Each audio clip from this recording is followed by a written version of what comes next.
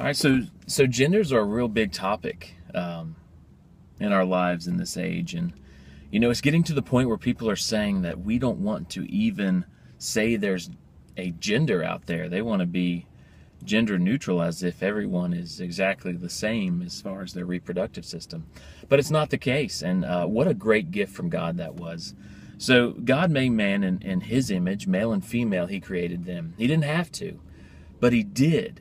And it's an awesome gift because there was this unity that you and I get to experience in a heterosexual relationship, and we get to reproduce in our image, right? Like a male and a female get to come together and make an eternal being in their image.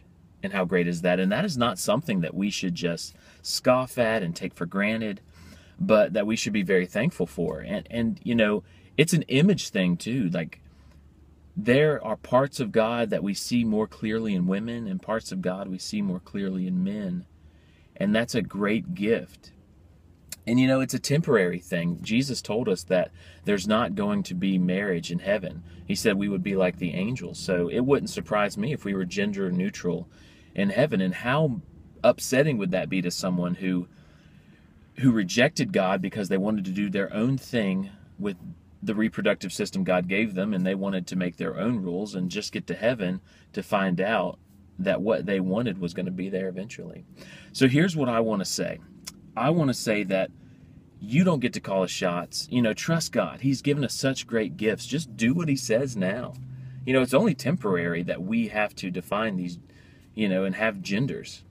All right, genders is a temporary thing, so just enjoy it while it lasts. And you know what? The heart of Christianity is to deny yourself, take up your cross, and follow Him.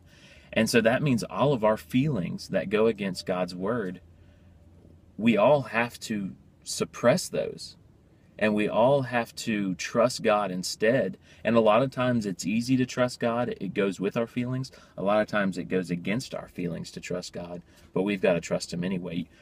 We are all the same. We're all in the same boat. Now, we have different struggles, but we all have something that we feel like doing, we want to do. We feel like we might experience more joy and pleasure doing it, but it's a sin and we're not supposed to. So deny yourself, take up your cross, follow Him, and if what you want to do as far as your gender contradicts the Bible, ignore it. Just ignore it, because God knows what He's doing.